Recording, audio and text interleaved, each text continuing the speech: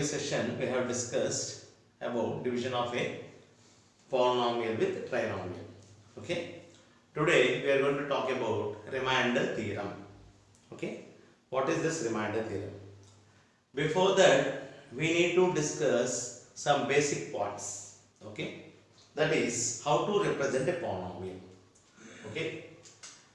For example, a polynomial, this is x power 4 plus 2x cube plus 3x square minus 4x plus 5. Okay, this is a polynomial. How to represent this polynomial? Representing a polynomial can be done by using f or g or h or p enclosed with the variable which is involved in the polynomial. For example, this is a polynomial and I want to represent this polynomial with f enclosed with the variable. That means enclosed with the variable. What is the variable here? X. So that should be represented here. Okay, fx. Okay, or you can write it as gx. If not fx, okay, or gx or hx, hx or px, as you wish. Okay, so you can name this polynomial with either fx or gx or hx or px. Suppose the polynomial is, okay, suppose I am taking another polynomial a cube minus 4a square plus 3a plus 5. How to represent this polynomial? Yes, f of a, because the variable involved in this polynomial is a. Here the variable is a, okay, which shows this polynomial. So here I am enclosing in the brackets with a, okay, f of a or g of a or h of a or p of a. Like that you can represent a polynomial. Okay. Next one is value of the polynomial. Value of the polynomial. Okay. What is the value of the polynomial? That means the value of the polynomial is nothing but the value means, that means the number in which in that polynomial that variable is to be substituted to get a number. That is can be called as value of the polynomial. I'll make it clear. Fx is a polynomial, okay, which is equal to x cube plus 2x square plus 5x plus 1. Okay, I want to find f of 1. F of 1. Okay, what is the value of f of 1? Here you substitute that 1 in that variable which is in that polynomial. That means in place of x, 1 cube plus 2 into 1 square plus 5 into 1 plus 1. 1 cube is equal to 1 plus 1 square. 1 square is 1. 1 into 2 is 2. 5 into 1 is 5 plus 1. 1 plus 2, 3. 3 plus 5, 8. 8 plus 1, 9. So, the value of f of 1 is 9.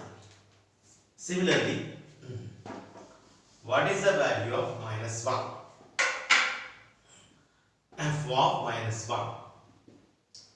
F of minus 1 is equal to 1 minus 1 cube. Okay, in place of x, I am keeping 1 minus 1 cube plus 2 into 1 square plus 5 into 1 minus 1 plus 1. Minus 1 cube plus 2 into minus 1 square plus 5 into minus 1 plus 1.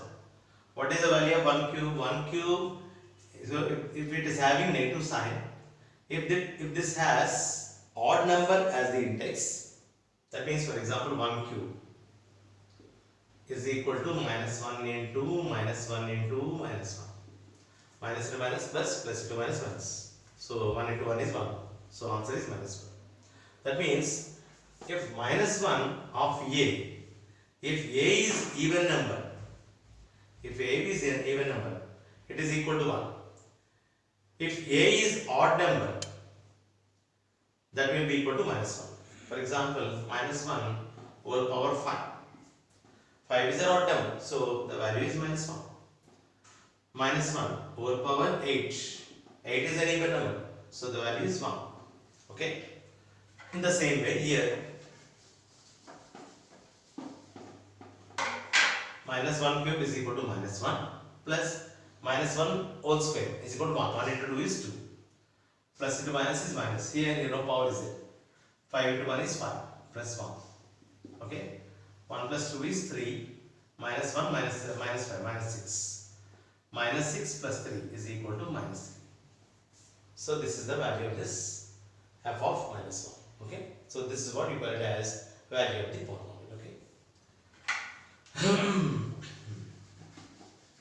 The next one is, now come to the remainder theorem. Remainder theorem. Remainder. What is this remainder theorem? Okay. Remainder theorem means if a polynomial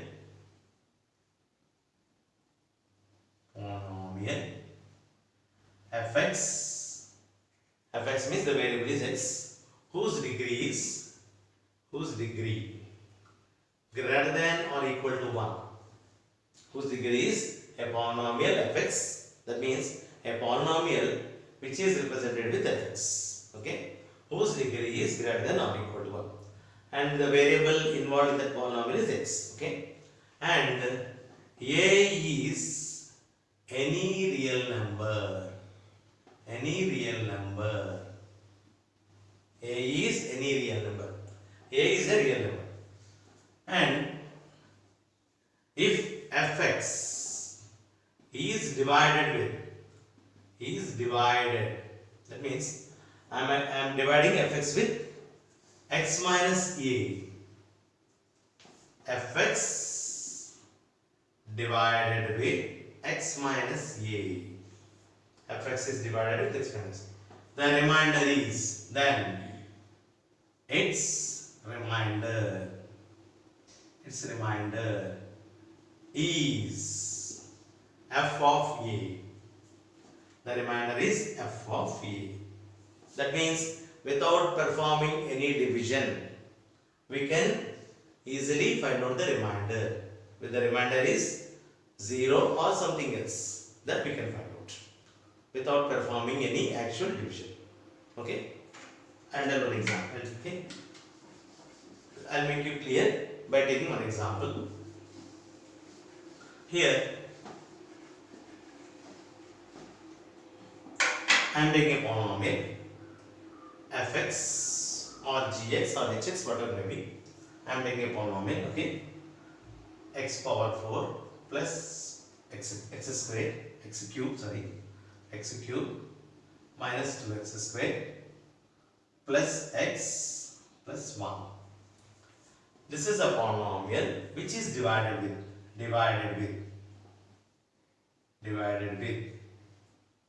okay, x minus 1.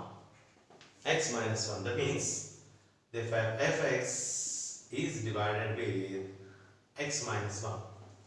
Then what is its remainder?